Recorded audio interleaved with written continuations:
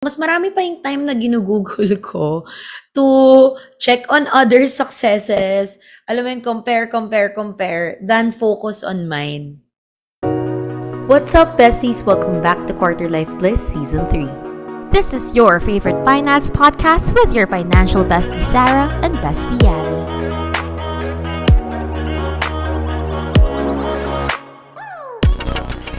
And we're back for the last episode of the season.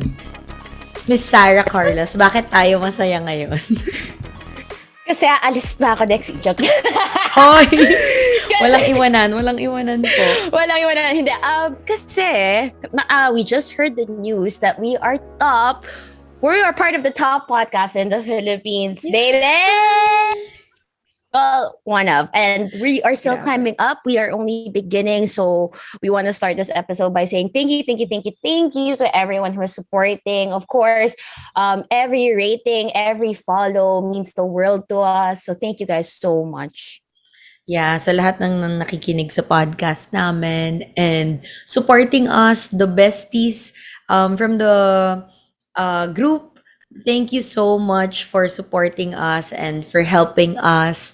And sana, I think it's also a manifestation or a manifestation that we're doing something amazing, diba? That people get value from. So, it's a validation for us na, people listen. People listen and people get value from what we do, what we passionately do. So, thank you so much. We're very immensely happy and grateful to all our listeners, to all our besties na grabe yung suporta para sa podcast. And it was just a surprise. I just opened Podcasters to check randomly to check our numbers, and I don't usually do it. And pagkakita ko pagpasok, nakalagay na sa top kami. And I really saw it on my Spotify.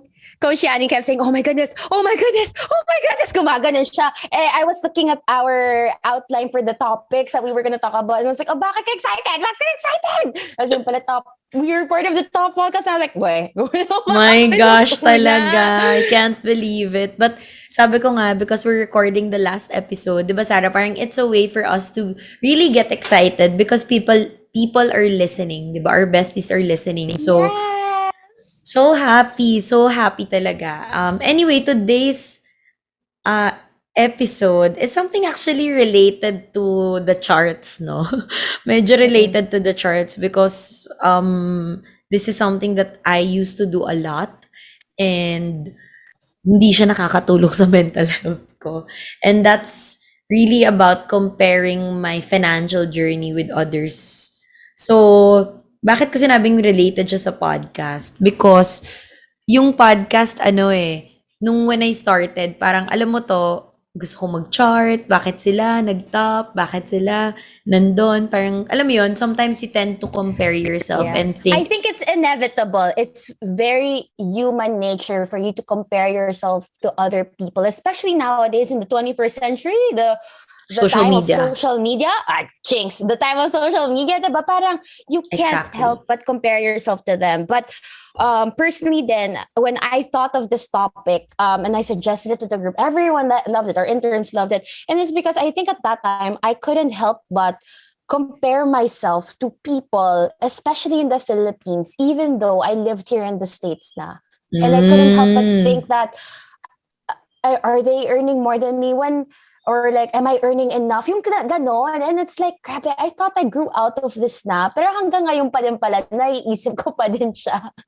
I think, hindi siya nawawala, no? Hindi, parang part na talaga siya. At first lang naman, I think now that we have the awareness, what's great about having awareness is that we have to catch yourself. The control. Yeah, we can catch ourselves and control how we respond to how we initially felt like. Like, for example, felt like comparing ourselves, alam mo yun, bigla makakatch mo, wait lang, I'm comparing myself to others.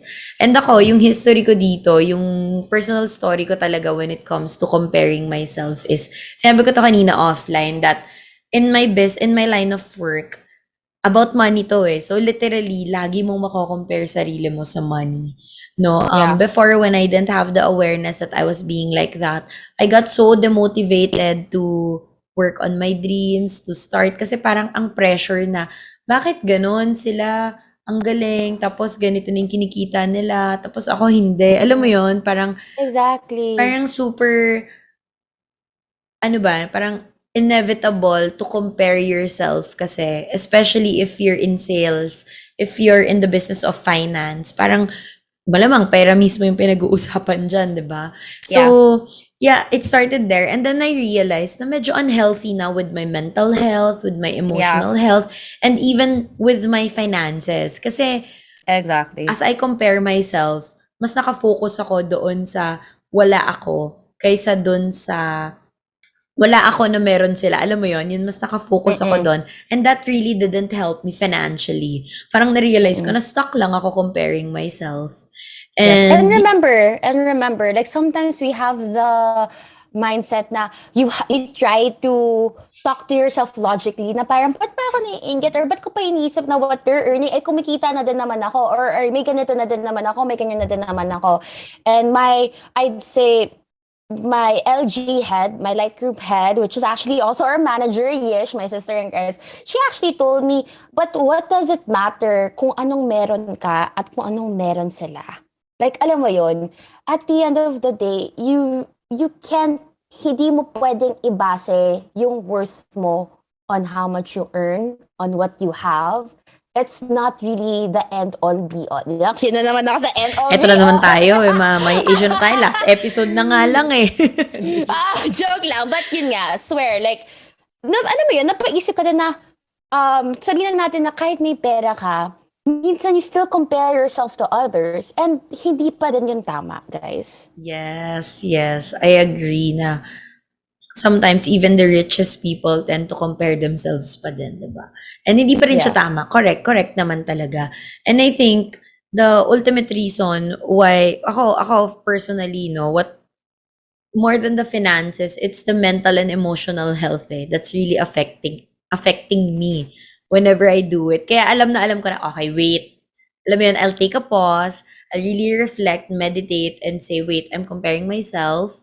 Okay, how can I now refocus my energy into myself, Exactly. papasok inwards Exactly. instead of outwards. Bakit siya compare?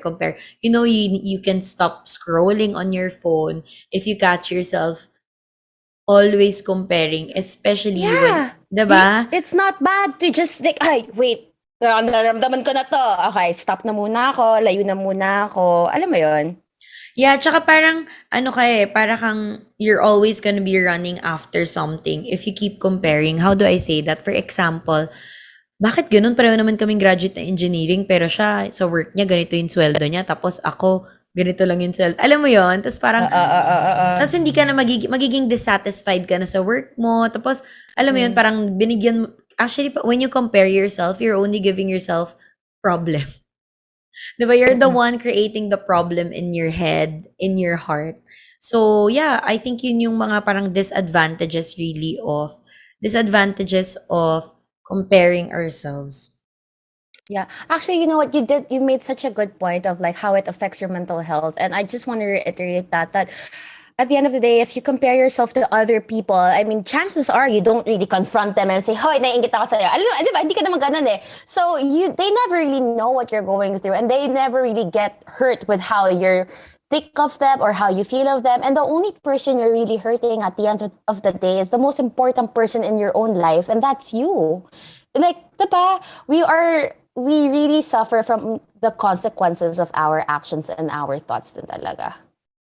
That's right, that's right. I totally agree na we're the one responsible with how we feel by how we respond, how we react to certain, malay mo nagkukuwento lang pala yung friend mo na ganito na yung sweldo Exactly. niya Malay as an mo, engineer. genuinely happy lang talaga siya, diba? Genuinely happy. Yeah. And she wanted to share it with you pa because she probably really does see you as a friend or she wants to really share it with you.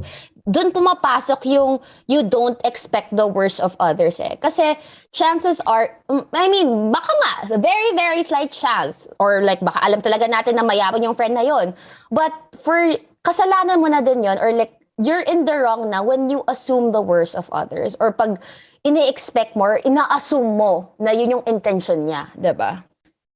And ako personally, the ultimate reason for me why I really stopped comparing myself to others is because na-realize ko mas marami pa yung time na ginugugol ko to check on others' successes, alam mo yun, compare, than focus on mine. And I realized Yes, it's just a yes. waste of time, a waste of energy, and an opportunity cost for me. So I Mhm. refocused and really worked inward, really focused on myself, Amen. focused on what I have, focused on gratitude, and yeah, parang life turned out more beautiful, better, and even finances came in easily. Ano tawag dito, parang parang you're stuck when you're just comparing. So ako, focus ka na lang sa sarili mo. Yun yung napansin ko. I'm not sure with you. How do you catch yourself whenever you're in that rabbit hole of eto na naman, kinompare ko na naman sarili Oo. ko, and what do you do? Mm. Okay, so first of all, I just want to say, kaya tayo nagkakat-kat because I really wanted to say how I found it so beautiful when you said life became more beautiful. Naramdam ko yon. I felt it through the screen right now. Like, diba? It's true, the more you think about it. But for me, like how I cope with it or how I change that habit of comparing myself, I actually I go to church. I go to my light group, which is the same church that my our manager and I go to. So and the light group, more than anything, it's really just, it helped me center myself. It helped me discover things about myself that I never discovered before. And yung jealousy, I guess it was always an issue I had. Kasi nga, diba, even in college, yung nagtatrabaho ako. In high school, uh, never ako nainggit masyado with the money that other kids had, my batchmates had. Frankly, because I also had a great set of friends in high school. In college, medyo slight nakikita mo yan because you get exposed to more people. But it was really full blown comparing myself to others. Am I not good enough when I entered show business? Because of course, there are other stars, there are other celebrities. You understand that, oh my gosh, there's so much money in the world. And how come they have money? And how come I don't have money? How come I was born into this and they were born into that? Like, diba? It's like, why is this life? It's like, it's not fair. And like yung unfair yung cards that you got dealt with. But then, like what you mentioned, Coach Shani, it's really how you react and how you make the most of what was given to you that you really start to flourish and that you really start to grow as an individual. Um, Ayun. So right now, how I adjust or how I cope whenever I catch myself like, oh, naiinggit ako. I kind of like, there's still this side of me that tries to logically talk to myself like, bakit ka naiinggit? Or like, bakit, like, saan nanggagaling yan? That's always I ask myself in English, where is this coming from? Like, why do I feel like this? Is it because, and that's where I actually learned the deeper I dive into myself. Like, I learned na takot pala ako sa vulnerability. I'm not the type to cry in front of other people. I don't like crying in front of other people because I don't like feeling weak. Like, I don't like being seen as a bomb. I don't like being seen as someone who is, what do you call that? A burden in society. When in fact, maybe these beliefs that I had are not even right. Alam mo yun, dun pumapasok yung nature versus nurture. Like, what was the culture that you were exposed to growing up? Because with my dad, with my family in the Philippines, because my family was the one that didn't have that much money, naramdam namin from our other relatives that we were not good enough. So, akala tuloy namin na, oh, okay, so you need to have money to be good enough, blah, blah, blah. But in reality, that's not, hindi naman dapat doon nagiging basehan kung ang worth ng tao, ang silbi ng tao. So ano yung porket hindi kumikita yung tao, walang kwenta na yung tao? Correct. Diba? At saka yung mga That's tao, not right. correct. Tsaka yung mga Mm. tao sometimes, and parang naiisip nila na, for example, expensive bag ng mga idols nila, no? So, Ah, nagiging good enough lang ba tong mga tao? Nagiging worthy ba sila because of that? So, I want to have the same bag. Alam mo yun? Yung parang, oh, because that would make me feel good about myself. Maybe that would make me mm, feel beautiful about myself, no? mm, And yeah, hindi naman siya yung only way. Baka kasi, what I wanna deliver this correctly kasi don't want this to be taken out of context, no? Na baka Go, naman coach, go. you keep running after what others have na alam mo yon because you wanna feel worthy, you wanna feel good enough, you wanna feel Yeah. beautiful just because of all of these material things that others have na nakalimutan mo na yung totoong ikaw. Or na Mm-mm. nakalimutan mo na totoong ikaw and at the same time go broke trying to be another person because you keep Yeah, we comparing. tackled this in one of our earlier episodes. So, guys, if this is the first time you're listening to Quarter Life Bus podcast, what a treat kasi pwede kayo mag-marathon since the very first episode of the season. But we really did tackle this. And yeah, I agree with you, Coach Yani. Yeah. Yeah, and yun, so parang for me, okay naman yung to get inspiration from others. You know how you get inspired whenever I see my favorite vlogger, Tita Small Laude. Tita Yeah, Small yeah, yeah. Laude's life, whenever I see it, parang, oh my gosh, I really wanna work because sobrang inspired ako with the kind of life and attitude that she has. Alam mo yon, parang be inspired, but doesn't mean that she has the most expensive Hermes, whatever. I need to get it also to be like her. Alam mo yon, parang Yeah. not having You that could kind of just admire mindset. her work ethics. Parang ganun. It's as simple Admire, as that. yeah, be inspired by people who, you like the results of others. Kung sino yung mga Mm. tao na yon, parang get inspiration from them, learn from them, 'di ba? Be motivated because of them. So, I think yon, Yeah. really focusing on how can you get value from their successes, 'di ba? Without Mm-mm. you actually spending to just be like them o kaya Mm-mm. spending so much to try to prove your worth because, yung teka lang, yung kabilang team, yung kalaban ko, ganito yung na-achieve niya, dapat ako ganito din. And in sales, Mm-mm. ganun talaga yung labanan. Parang ako, oh my gosh, can you not run after, let's say, numbers or who's the top Mm-mm. one, who's the top two? Just work Like on, it's a good girl, sorry, pero quantifiable measure. It's a good quantifiable measure. Pero business-wise, yeah, yes, it business is. wise. But it's like yung worth ng tao, it's like yung values ng tao. I feel like those are immeasurable. And I feel like it's not a cookie cutter response. Kasi like sometimes din naman there are some people, sabihin natin, you're a great person, Coach Shani. I really admire you, and we're good friends. But you have to accept the fact that some people you might not be their cup of tea, and that's okay. You get what I mean? Like not everyone's gonna like you, and it's okay because at the end of the day, as long as you know you're not doing anything wrong, as long as you know you're doing good on this planet, then why should it matter that everyone loves you? Diba? You get what I mean? And it's like I think what we're getting from the topic here is hindi mo dapat itay yung worth mo sa pera. So sa how much money you have. Yep. I think yun lang, that's what society tells us. 'Di ba? Na Mm-mm. parang you have to be this to be worthy.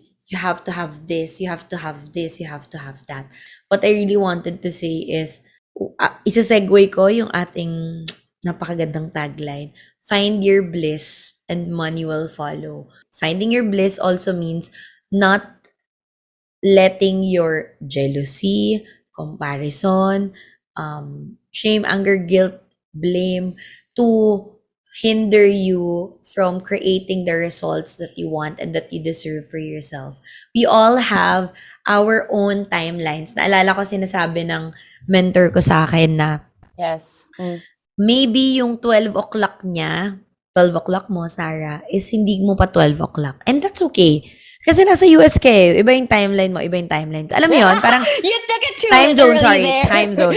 Pero But 'di ba, gets mo ba? Parang in life, ganun yeah. din eh. Maybe magkaiba tayo ng time zone, but doesn't mean na I'm delayed, alam mo yun, I'm behind everyone else, or she's nauna, or she's just Yeah, running. you Alam mo yun, have parang your own timeline, we basically. all have our own timelines. So just get inspired, find bliss in what they do, and yeah, just stop comparing yourself. Okay lang yan. Kung mas mababa yung kinikita mo sa kanya, okay lang yan. If you still don't have Mm-mm. what this person has, alam mo yon.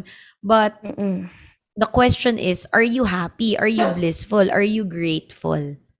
Mm-mm. 'Di ba? Ikaw, what's your take on Actually, you know what? This reminded me of a quote that I saw online. I even reshared it on my Instagram because I really like it, and it resonated with me. So the quote is, "It may not be my time yet, but I will applaud for the ones whose time is here, is now." Parang, and it's so beautiful ang because it's ganda. like basically just be happy for other people because wala din naman mawawala sa'yo eh. Diba? Clapping And for I think, other people's moment, 'di ba? yeah, clapping for other people's moment. It's really the best thing that you can do. And honestly, do it truthfully, be sincere about it. Kasi ayaw din naman natin maging plastic. Ano yung point nun pag nagiging plastic ka lang, di ba? But yeah, like I guess the whole point of our season finale is never compare yourself to other people because believe you me, you have your own moment, you have your own flavor, kumbaga. Kung kawala yung kaibigan mo is strawberry flavored, baka ikaw chocolate. Pero kayong masarap, pero you guys have something else to offer. Parang ganun lang Pareho kayong yun. masarap. Pareho kayong masarap. Magkaiba lang ang Sarap. ina-offer nyo. Oh, diba? O, malay mo, chocolate and strawberry. If you guys collab pa, you guys might create something even better. Diba? Diba? Maging banana split kayo together. So, tat- so yung next na pong season, ano na lang, food na lang pala. Food na lang po ang pag-uusapan natin. Cooking with Coach Yani and Chef Sarah. Pag-usapan natin, Sarah, what are the practical steps for them to stop comparing themselves? Ako, I wanna give one, no, na talagang, Okay, you go eto first. talaga, I think one and only step for me is to focus on what you have. I think if we Mm-mm. focus on looking at, teka, ano ba yung meron ako? Alam mo yun, my Like own a wins. gratitude journal. Your own, Gratitude journal. Yeah, ganun. yeah. Focus on your things that you can be grateful for. Ubus na ubus yung oras mo to even compare with others. Mm-mm. Alam mo yun, sa dami ng pwede mong ipagpasalamat sa everyday na mabubuhay ka. Grabe, kahapon lang I was crying because um I realized I manifested some things na I didn't know 15 months ago I would. Alam mo yun, parang iyak Mm-mm. ako ng iyak mag-isa because I was just very grateful. Parang I didn't even bother holding my phone as much yesterday because so Mm-mm. busy with appreciating my own life. 'Di ba? Mm-mm. Sometimes parang akala mo, parang ba't ganito hindi nag-reply si Yani? Ayun, nasa-stuck ako ng tutulala. Tapos I get very busy with appreciating how beautiful my life is. And that doesn't mean hindi maganda yun sa iba, but because I'm so busy with just focusing on me na hindi ko na nga natitignan yun sa iba. And Mm-mm. that's exciting. That pushes me to keep serving others, to keep contributing to the world so that others will experience that too. I even messaged my team na naiiyak ako. I'm very, very happy. Sana lahat tayo mapunta sa ganitong state. Yun yung sinabi ko Mm-mm. because grabe yung when you're overflowing with gratitude, parang you won't have the time to really compare yourself with others or even, try to see ano ba meron sila, paano ka ba magkakaroon yan. And you will realize that you have so much. That you have so much. And when you focus on gratitude, you'll have more things to be grateful for. That's really nice, Coach Yani, and I really agree with that. Ako naman, I have two steps. One is like the tail old step of take yourself out of that situation. If you find that you're very like hindi mo makontrol because it's inevitable. We're only humans. We're not perfect. We will make mistakes. If you find that you can't control yourself feeling like that in that situation, take yourself out of that situation because it's not doing you any good to put yourself through that. Maybe it's not yet your time to face it head on. Maybe you still have to get stronger first for you to be able to face that. But another practical step that I have to suggest is you really have to do some self reflecting.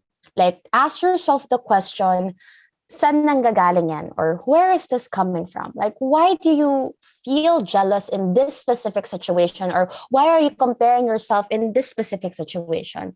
It would be great for you to probably have a friend that can talk to you like that. Someone who would just listen. It doesn't have to it doesn't, they don't have to give you advice, because it sometimes it really is that type of thing that you need to have someone to who would keep asking you that question, or who would keep probing you about it. Alam mo yon. So yeah, those are the two practical steps that I can suggest to you guys para you guys can overcome that feeling of insecurity, jealousness, comparison. One is take yourself out of that situation, especially if you do not feel like you are mentally ready to take that on. And another is to ask yourself, really, really self reflect on why you feel that way. Maybe it's coming from a childhood trauma. Maybe it's coming from an incident that you can just never let go of. Maybe someone did you wrong, and it's like, alam mo yon, you'd be surprised what you could discover about yourself. And we're all about being money savvy here. Like, maybe you don't have the means to hire a therapist for that, and it's fine. You don't have to hire a therapist for that. Pwedeng kaibigan mo lang, and sabihin mo sa kaibigan mo na, Bes, I need you to kind of talk with me about this, pero ayoko ng advice. Gusto ko lang tanungin mo sa akin kung saan nangyayari to. Kailangan ko lang ng kaibigan na makikinig sa akin. So, gets mom, like, because sometimes you don't need someone to tell you what to do. You just need someone to listen to. And that's what friends are for. I True love friends that. are for. Yeah, I love what you're sharing, especially the second tip, which is really asking yourself, where is this coming from? 'Di ba? Kasi it's hard to operate in your day-to-day activities if you're only operating to prove. Alam mo yon, you're proving na kaya ko din yan, Yes. magagawa ko din yan, or you're Yes. proving na I'm also worthy kasi meron na rin ako nung meron siya. Alam mo yon, parang it's gonna be really dragging for you. But just focus on your personal journey. And just that, parang Yeah. celebrate, kumbaga sa road, dadaanan mo lang yung wins nila. Thank you, ang galing ninyo, you inspired me. And then keep Mm-mm. going on your own road, drive your own life. So yeah, Yeah. yun yung, I guess yun yung helpful tips really for us on how Sarah and I overcame or overcome, kasi I think it's a continuous journey naman. Sometimes you really pass by, you pause, and you say, galing mo, no? Parang gusto ko rin Yeah. yan. Like, And then, okay, next. Let's move forward. 'Di ba? Catching exactly. yourself, Exactly. catching your beliefs, and then working on them. Yeah, and another one is journaling. Journal this emotion that you're feeling, and maybe you can look back on it in the future, and then you could assess. Like, shameless plug ko na po ang money journal ni Coach Yani. Pwede nyo The na dun flow siguro life. ilagay doon. theflowlife.ph. Tama ba? Yung magkasabi kong user. Tama, tama, tama. Theflowlife.ph. So, yeah, like, journaling could really help you guys out. It may not even be like literal writing. Pwede siya virtual journaling if you guys want that. I think Coach Yani also have an Excel sheet for that. So, yeah, just go to her official website. Another thing I'd like to add personally, in relation to asking na where is this coming from? Ako personally, I have my light group with my manager, Yish. I guess you could PM me if you want to know more about my light groups and stuff. But yeah, like, the generation right now, you guys are so lucky because you guys have so many options on how you could make yourself better as not just individuals, but as citizens of the world. Yuck, citizens of the world. So yon. As listeners of our podcast. Yeah, yon. As listeners of our podcast. So I appreciate this session so much, because I realize now I'm having an epiphany that maraming taong stuck in their life because they're stuck comparing. But it's good that you don't get content, no? Sabi nga ng mentor ko, always be grateful, never be content. Kasi kontento ka na yan lang yung meron. Just get inspired with others, diba? And then Mm-mm. keep dreaming, keep declaring what you want. And yeah, yun, that's it for me, when it comes to comparing ourselves. I guess, before closing this episode, I'd like to personally thank every bestie who listens to us every week.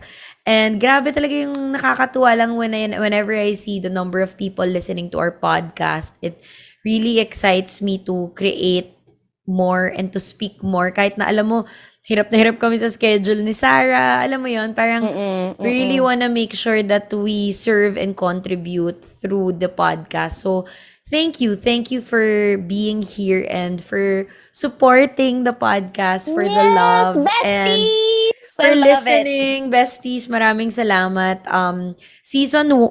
First season with Sarah is over.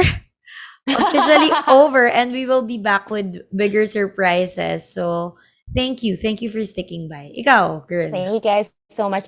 Ako naman, I just want to promote ourselves, like our shameless promote. If you guys want to have more besties, if you guys want to meet one another, don't forget to join our Facebook group. That's facebook.com/groups/Quarter Life Bliss Podcast. Follow us on our TikTok, YouTube, and Instagram at Quarter Life Bliss Podcast. Coach Yani's Instagram at Coach Yani Moya. My Instagram at Carlos.Sarah. And of course, she also has her own vlog, Yani Moya, and ako din naman, Sarah Carlos.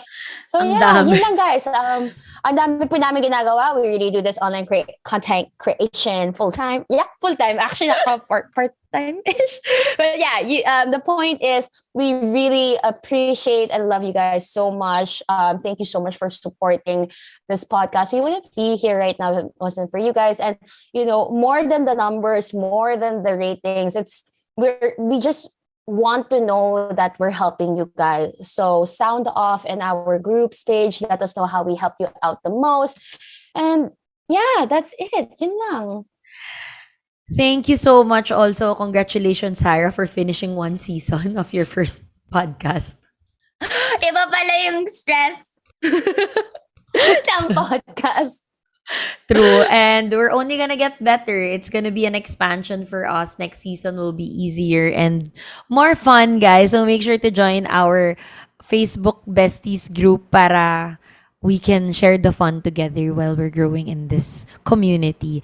So again, maraming salamat to all our besties for listening and for always supporting the podcast. We really, really, really appreciate you guys. Maraming salamat for the love and see you on the next season. Bye. Bye! Thank you guys for hanging out with us for another episode of Quarter Life Bliss. Let us know your thoughts by joining our community at facebook.com/group/quarterlifeless podcast and following us over at Quarter Life Bliss Podcast on TikTok, Instagram, and YouTube. And that's it. Anything else to say, bestie? Find your bliss and money will follow. Yawn.